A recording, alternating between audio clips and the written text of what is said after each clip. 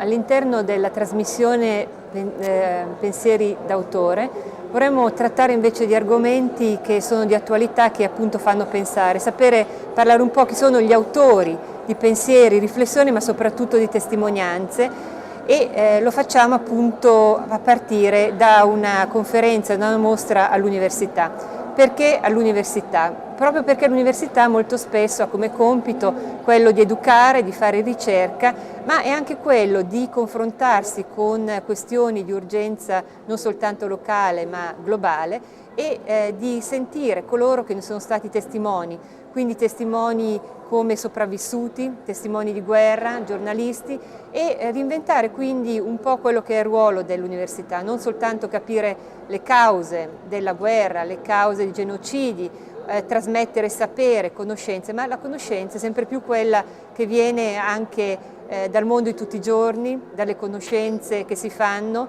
durante il corso di vita, ma soprattutto anche dai traumi. E purtroppo negli ultimi anni, nei paesi post-comunisti e post-coloniali, c'è stato appunto un incremento di tragedie legate a crimini di guerra e genocidi.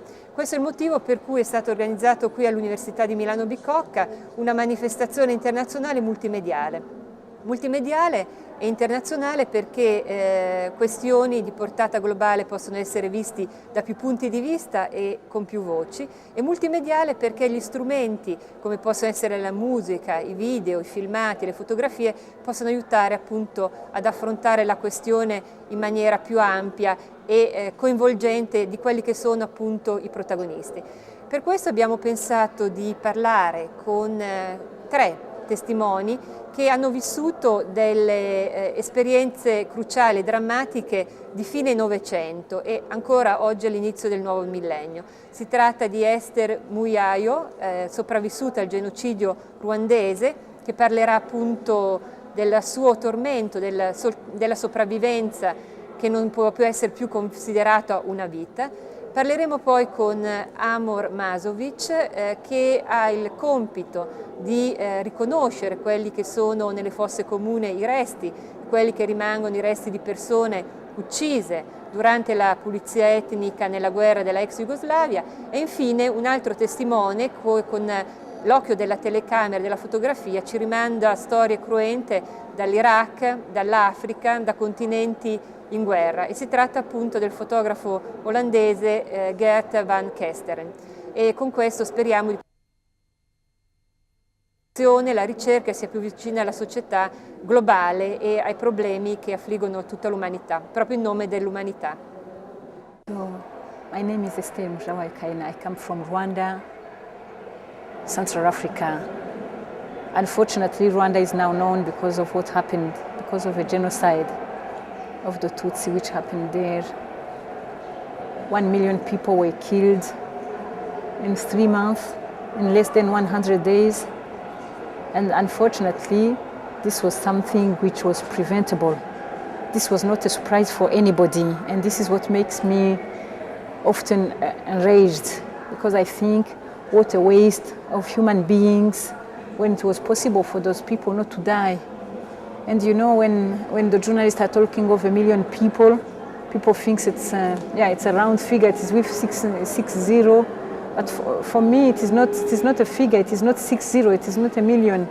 It means it is my father. It means it is my mother. It means it is my husband. It means it is my sister. It means it is my nephew, my uncles, my aunties. It means that my life cannot never be the same as before. But I must say that in that, perhaps I'm still fortunate. I'm still lucky because at least my children have survived with me. Many of the other widows, many of the other friends who were with me, they didn't have that luck. Most of the time they survived without any single child. How do you rebuild again your life when you have lost all those who were constituting your life? Who can you be again when you are no longer a daughter of Yemen, you are no longer a wife of Yemen, you are no longer a sister of Yemen, you are no longer an auntie of Yemen? Who are you in a society like Rwanda when you find yourself, fortunately or unfortunately, you have survived? What is the meaning of your survival? Is it a chance or is it a mistake? So for many of us, many of the survivors, we've really been the first days after we discovered that, okay, we are not dead, we have survived, but we discovered is that it was in such conditions, it was in such emptiness around you, but because not only they killed our people, but they destroyed everything behind. They destroyed the houses, they destroyed even the plants which were growing.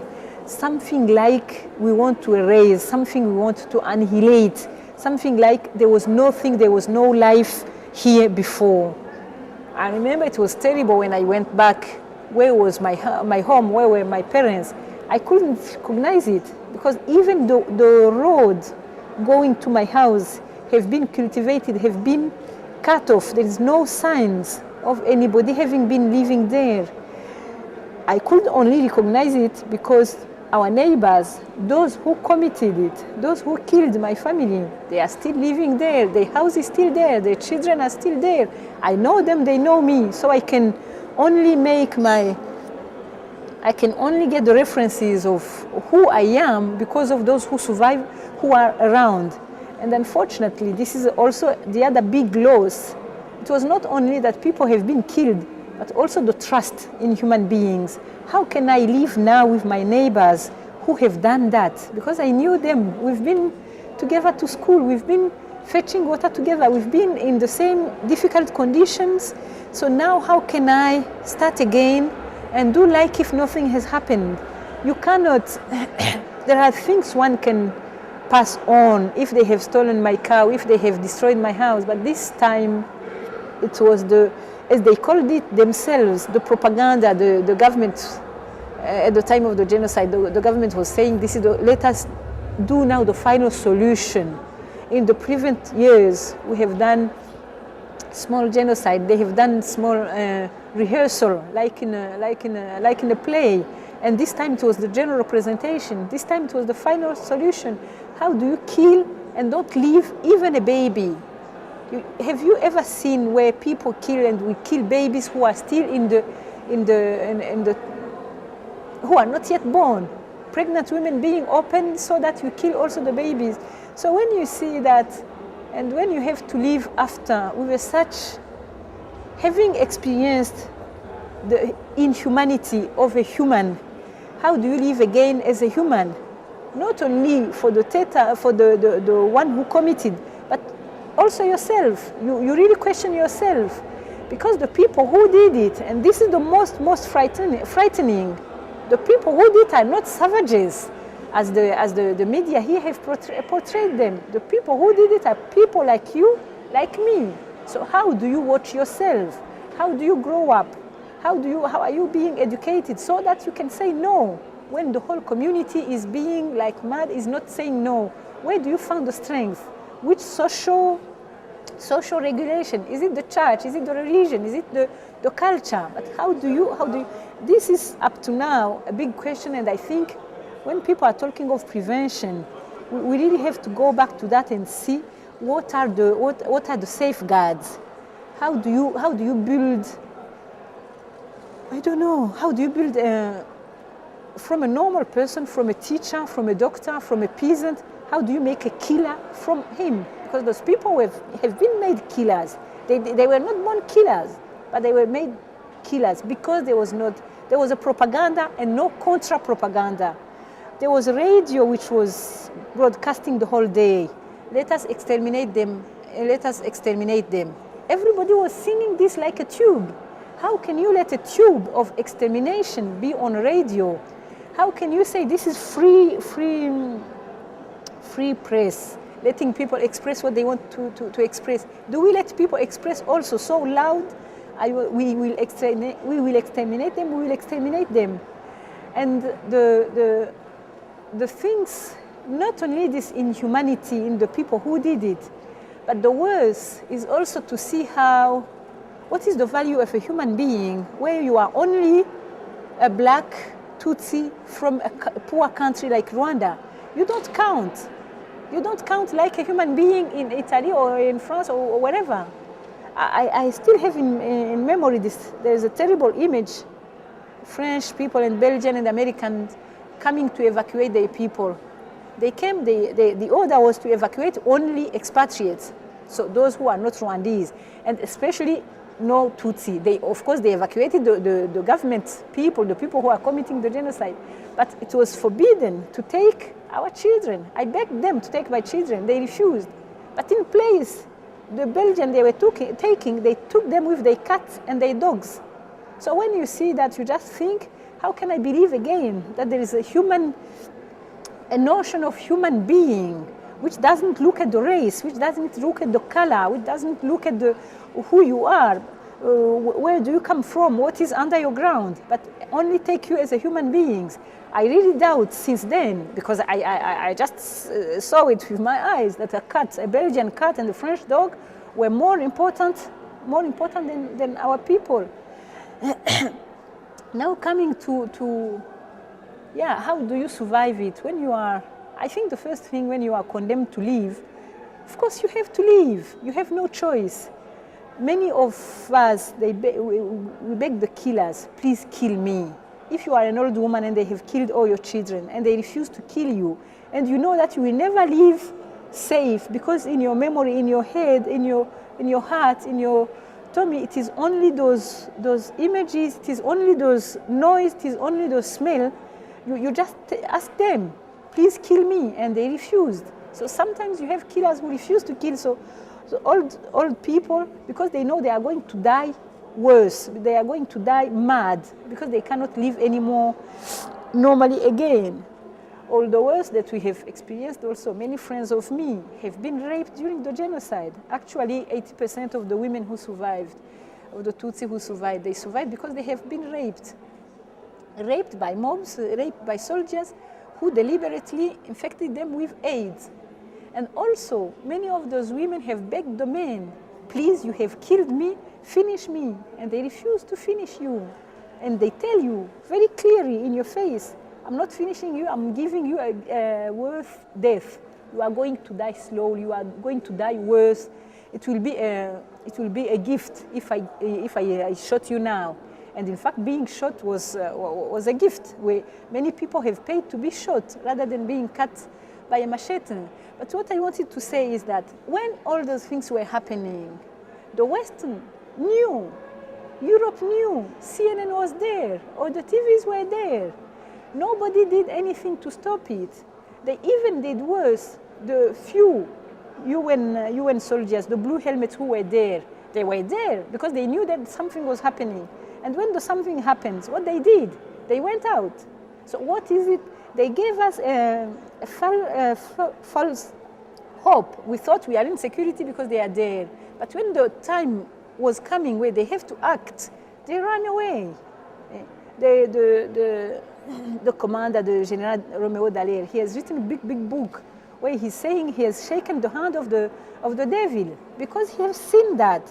And he pleaded, and he sent fax, and he asked the headquarters, the UN headquarters in New York, please send me more troops, please send me give me another mandate, please, I can do something to spare lives here.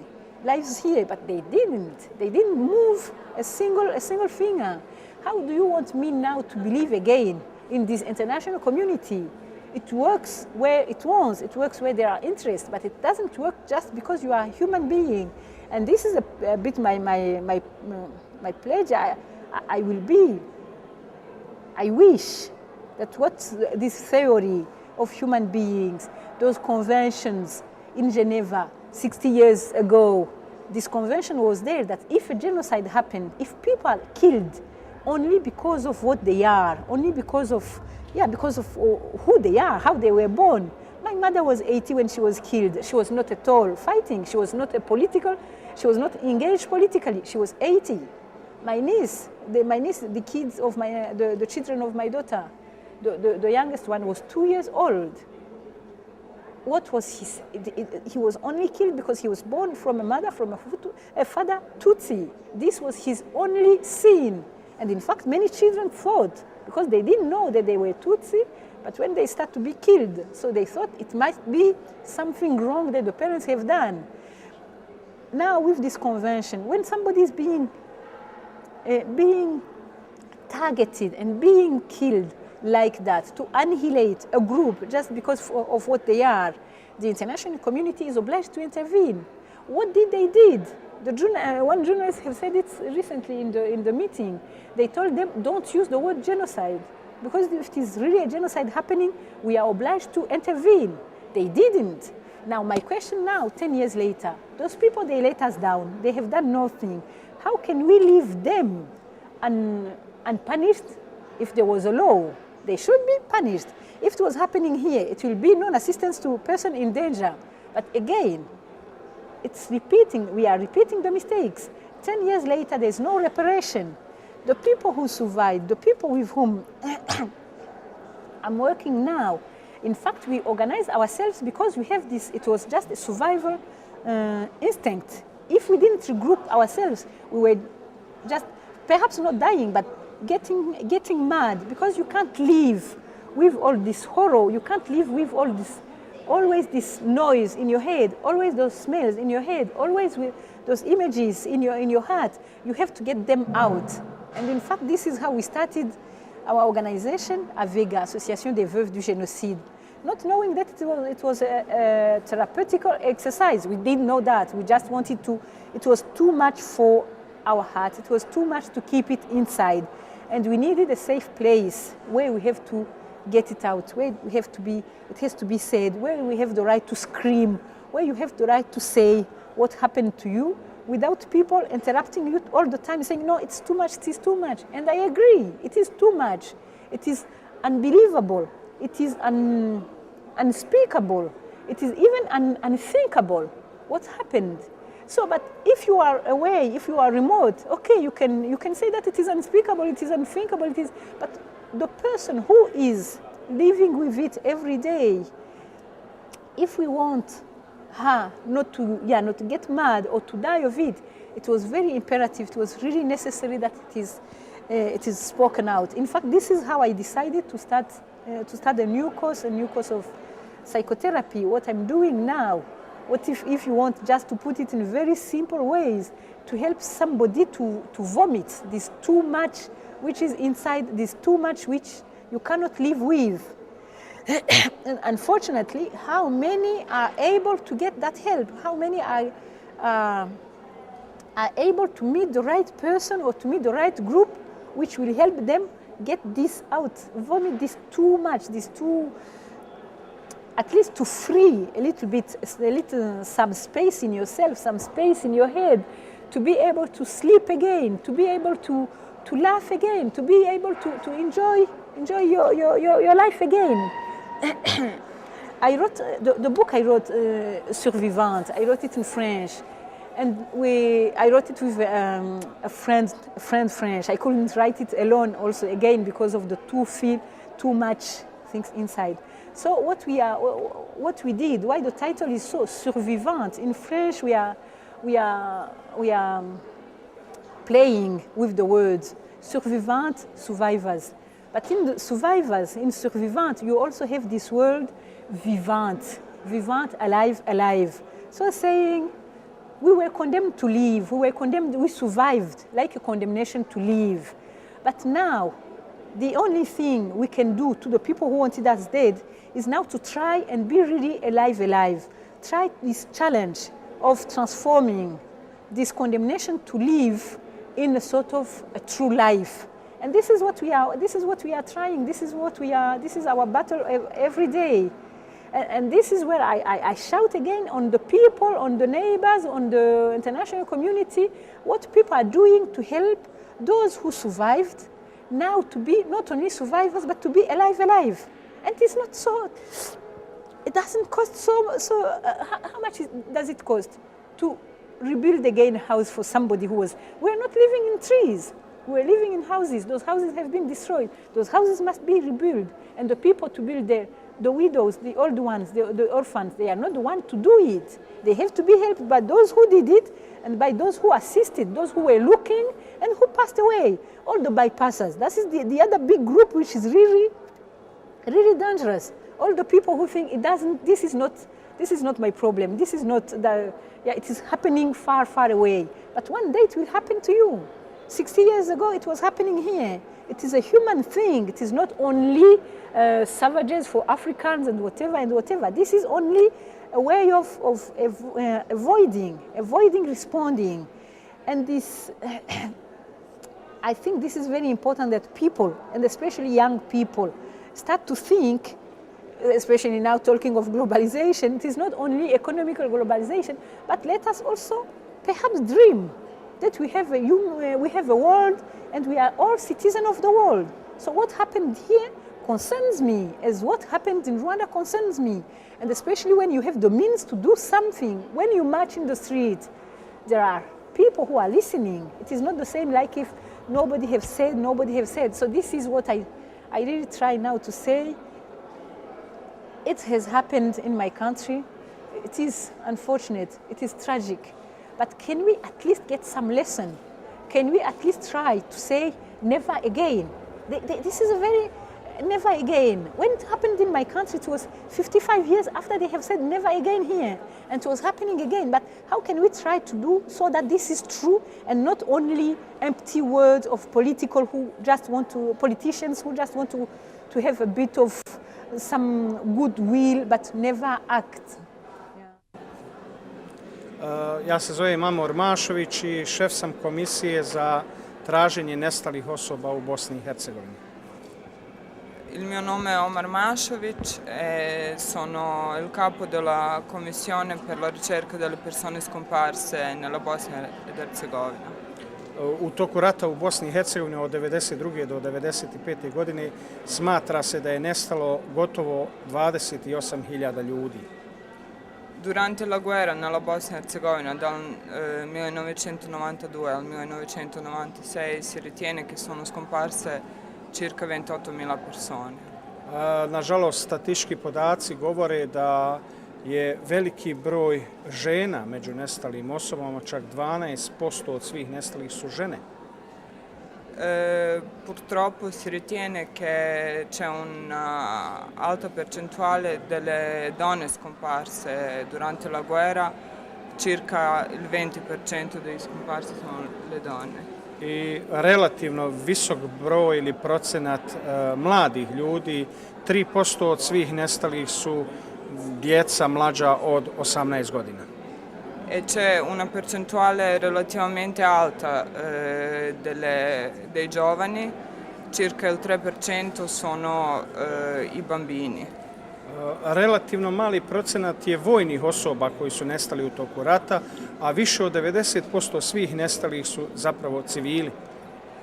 C'è una piccola percentuale dei militari scomparsi durante la guerra e un'alta percentuale dei civili.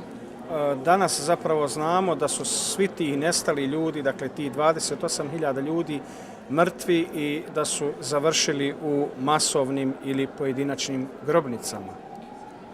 Oggi sappiamo che la maggior parte delle persone scomparse di questi 28.000 sono morti e sono finiti per lo più nelle fosse comuni.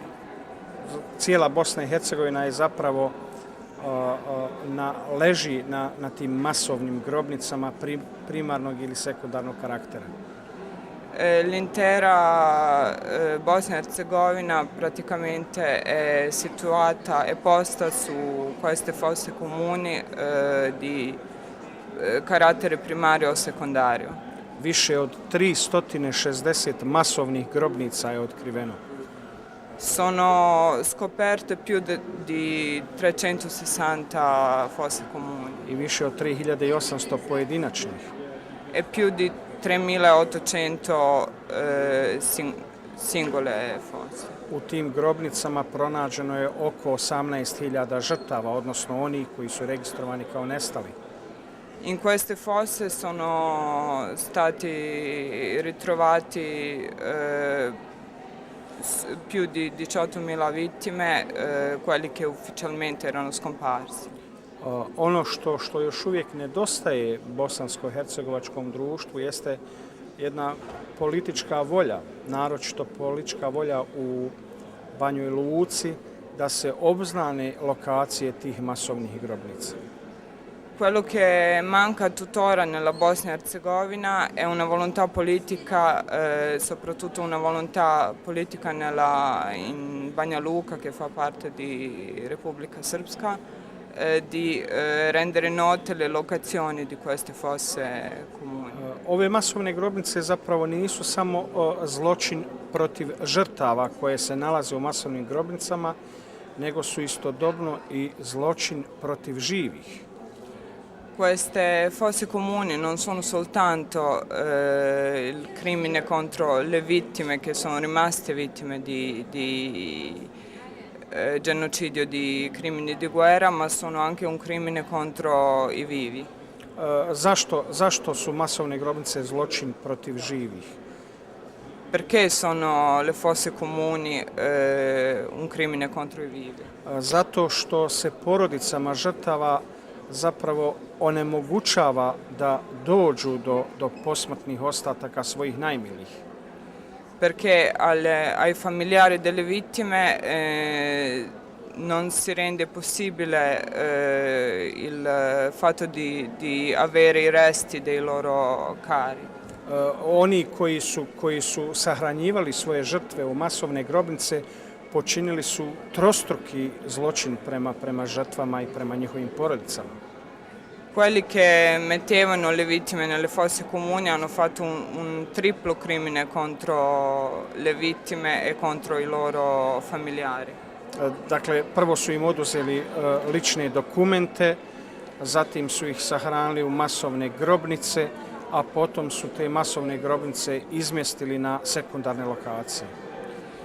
Quindi prima li hanno tolto i documenti, dopodiché li hanno messi nelle fosse comuni e poi queste fosse comuni le hanno trasportate nelle lokazioni secondarie.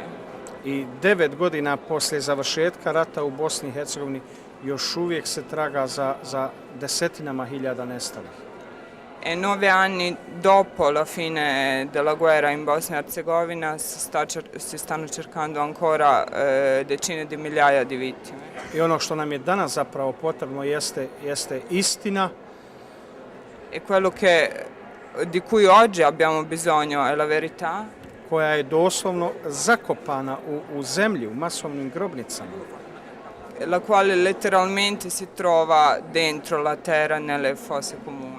I uz istinu potrebna je pravda. Oltre alla verità abbiamo bisogno anche della giustizia. Pravda je potrebna i porodicama žrtava.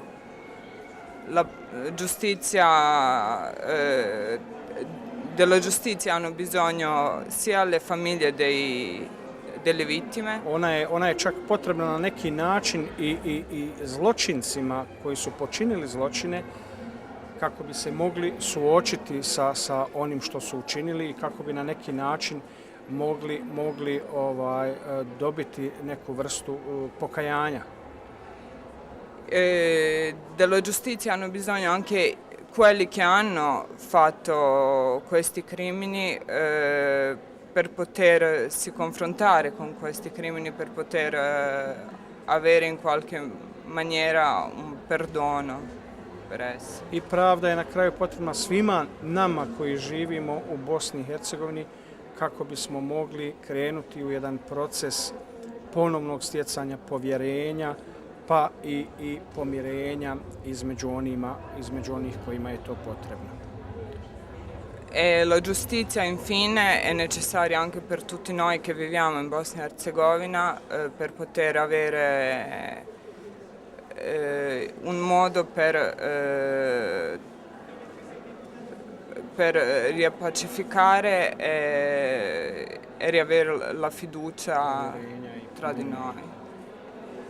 Eto, to bi dakle i bila neka poruka da bi se obnovilo bosansko-hercegovačko društvo, da bi se obnovila njegova multietničnost, njegova multikulturalnost, multikonfesionalnost. Potrebno je, ili kako neki bosanski filozofi to kažu, jedinstvo u različitosti. Potrebno je da dobijemo tu istinu i pravdu. Quindi la giustizia è necessaria anche poter rinnovare la società bosniaca per riavere la multietnicità, la multiculturalità e per riavere l'unità della società. My name is Geert Van Kesteren. I'm a photojournalist and from the Netherlands. And my work, I think, mainly is about compassion. It's about compassion, it's about caring for other people.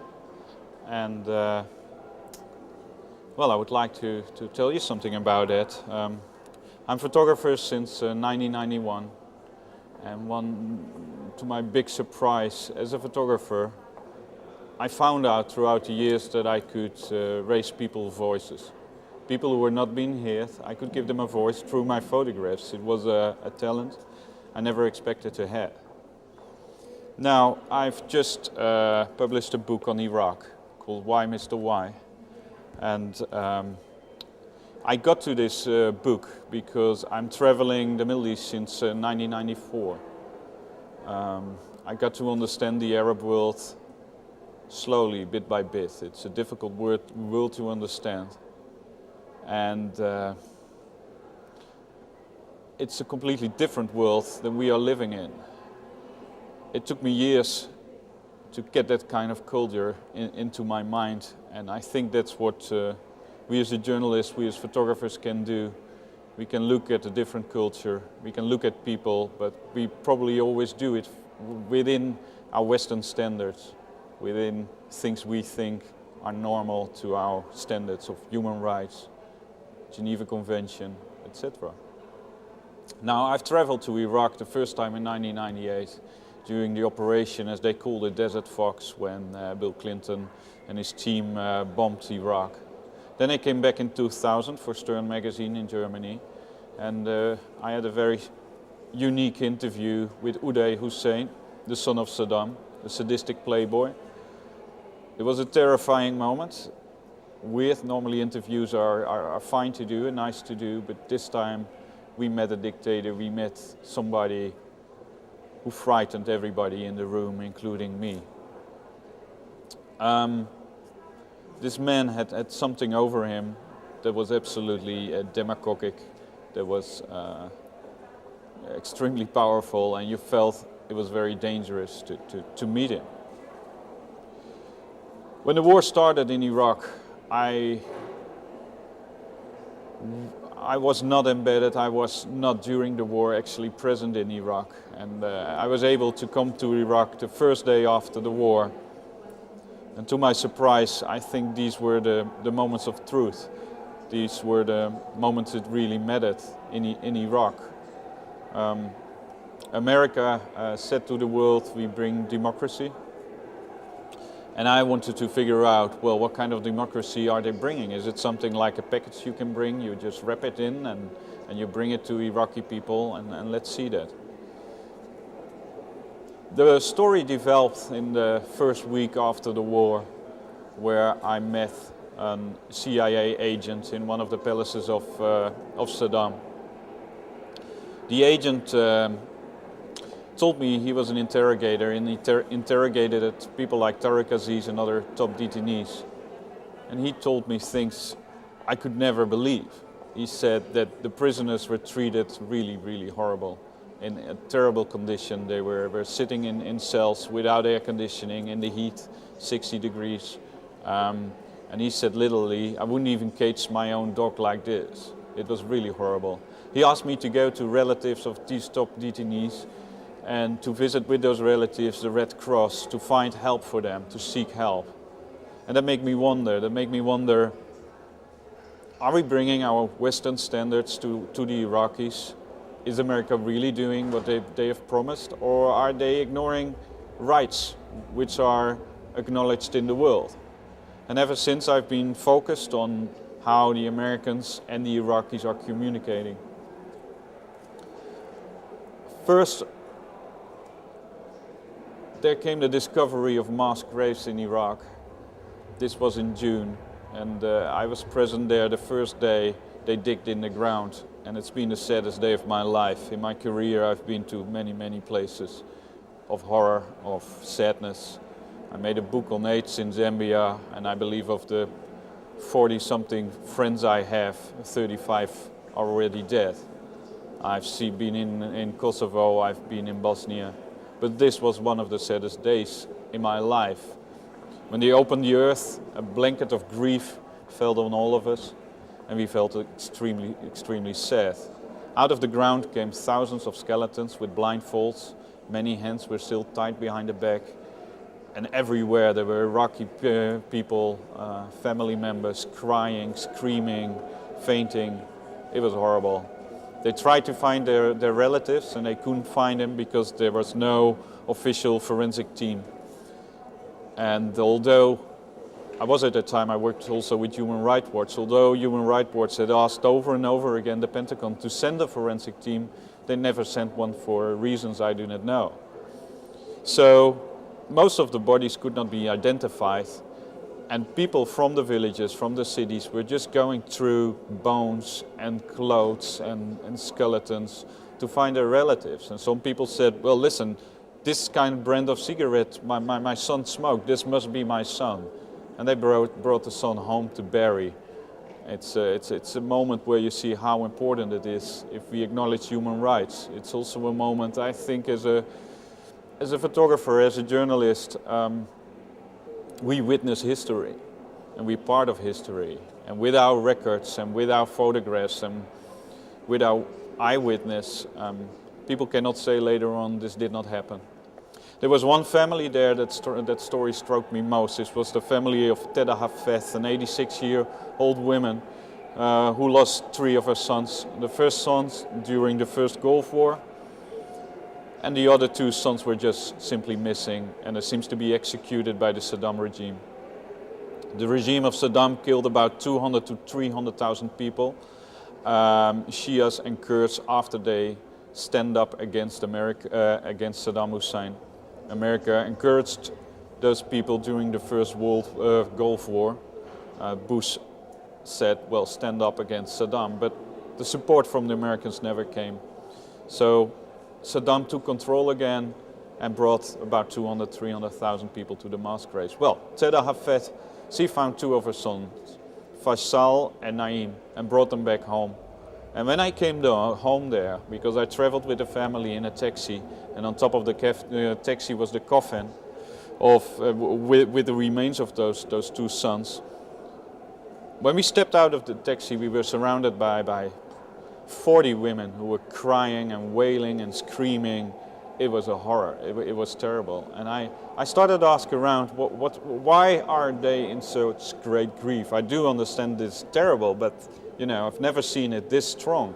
And they said, well, it's because one of those sons, he had a 13-year-old son, and 3 days ago he was murdered. He was killed by the US Army. This was one of the moments in Iraq where hope and despair were really close. These were the moments where people of Iraq, as they still do understand, and they still feel that way, felt the king is dead, long live the king. Nothing has changed. Then the Iraqis gave the Americans definitely a chance, but there was no electricity, there was no water, there was no reconstruction going on, and they get more and more disappointed. I got embedded with American troops up in Tikrit in August. In the horrible heat, it was 60 degrees. Soldiers were wearing their bulletproof vests and their helmets, and they went on raids after raids through houses. They were searching for Saddam Hussein or relatives from Saddam to catch Saddam, and I believe almost everything was allowed. They caught people and they just arrested every man in a house they were to question them about the presence of Saddam. It was the first time I came into a prison. It smelled like urine, it was dirty, it was dusty. About 100 men were sitting behind bars, behind barbed wire, and the sight was awful. I asked the commander of that base, don't you think this is terrible, how those prisoners are treated? And the commander said, yeah, I think it's terrible, but I don't have another place to put them in, but wait till I bring them to the base for questioning, because the moment I bring them there, it's really horrible. People kick their back when they pull the handcuffs tighter, and I don't want to know what's happening there. That made me wonder again what was really happening. The story we all know now after the Abu Ghraib scandals, but there's a whole process before Abu Ghraib, what I'm explaining in the book. Maybe I should tell now about the title of the book. The book is called Why Mr. Why? Why Mr. Why was a graffiti text I found on the toilet of the American military base in Samara in the Sunni Triangle. The soldiers wrote this text on the wall of the toilet because it was a question often heard by the Iraqis who couldn't speak English very well. Why, Mr. Why? And within the American unit I was, it became kind of a running gag, like, hey John, Sergeant John, give me some cigarettes. And then he was answering, why, Mr. Why? And yeah, pretty cynical, I think. In Samara, in November, at the end of November, there was a message from the American army that they killed 58 insurgents. And I went down to Samara with a Stern reporter to ask the villagers and the civilians of Samara what was happening. They explained me and they told me, listen, the American army came in and they were just hitting our car, one of our people's car, and then we started to protest in the street, and suddenly a shot was fired and the Americans were just shooting around, killing people. And actually there were no 58 insurgents killed, it was just 5 civilians. They brought me to the morgue and we saw 2 pilgrimages, old people, death in the morgue, definitely not insurgents, being killed by bullets, and we went to the graveyards and didn't see any fresh graves. It was a moment that made me wonder what was really happening there, and the moment at the end of December, Newsweek asked me to do another embed with the American Army about a story on combat stress. I made sure I was embedded with a unit in Samara to figure out how these guys were operating. To my surprise, on the first night we went out, they stepped into a Bradley and I stepped with the soldiers in a Bradley and they went out on a raid. And in my Bradley there was an Iraqi prisoner pushed in. And the prisoners was supposed to tell where a so-called bad guy was living. He was pointing out a direction and the Bradley stopped at a point that there was a swamp. There was a half moon, it was misty, it was foggy, and it was a swamp. And in the swamp there was a small road we had to follow to a farm behind that swamp, a very dangerous road. The captain of that unit took this informant by his throat and he said, I swear if this is a fucking ambush, I will cut your fucking throat. He pushed the informant in front of all the troops, the most dangerous position, and we were sneaking to that farm. The last 50 yards all the soldiers were running with their guns ready to be fired, and they kicked in the door of the farm and simply throw every male on the ground, and there were women and children in their underwear, a thing that's not normal to be seen in the Arab world, but well, that was the way it is. They grabbed the owner of the house and they said, are you Abu Karam? And the owner said, I'm not Abu Karam, he's somebody who lives 4 miles down the road. So this man was directly arrested because he knew where Abu Karam, the man they wanted, was living. I think they could have asked for an address and they should not have arrested him, but they just simply arrested him. Then the doctor of this platoon got mad and he started questioning people. Later the platoon leader said, I hate it when he has to do it, but he has to do it, it's necessary. Doc pulled out his gun and started questioning an Iraqi. He pulled a gun in front of his head and he said, motherfucker, you think I'm not going to use this gun? Tell me where the rockets are, tell me where the RPGs are. The man was sitting on the ground shaking in fear, raising his hands, saying, no, don't shoot, I'm from Najaf. He said it in Arabic, I'm from Najaf, and Najaf is a holy city in Iraq. And the dumb American soldier replied, so you're an Iranian motherfucker, so you're an Iranian terrorist. Obviously there was nothing to be found in that farm. And the soldiers took an enormous risk going through that swamp to this farm.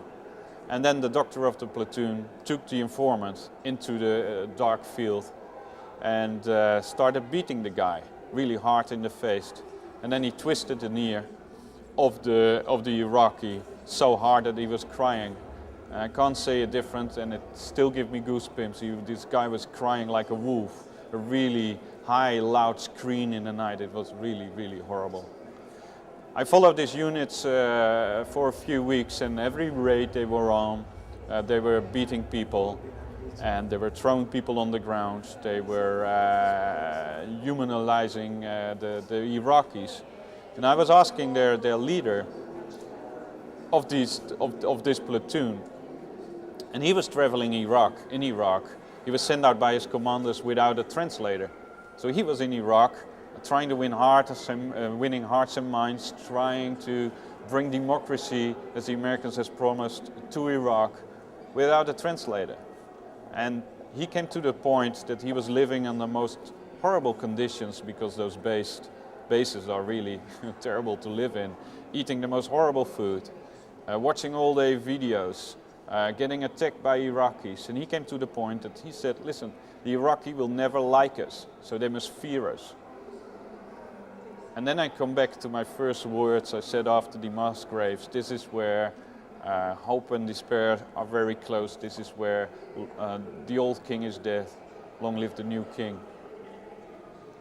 It's the biggest surprise I had in Iraq. And this is where my book is about, and this is where my experience is about. It's where's the compassion? Where are human rights? Are they only valid for our Western world, or are we adding them also to other people in the world? The thing I discovered so far in Iraq is that we were, as a Western world, ignoring the rights of the Iraqis, and we were not bringing the democratic values of the Western world to the Iraqis. And I think this is something terribly wrong. But as a journalist and as a reporter, I simply report on this through my photographs and through what I can write. And hopefully it gave the Iraqis a voice. It gave some American soldiers a voice who are in a very difficult situation there. And I hope we will all learn our lessons.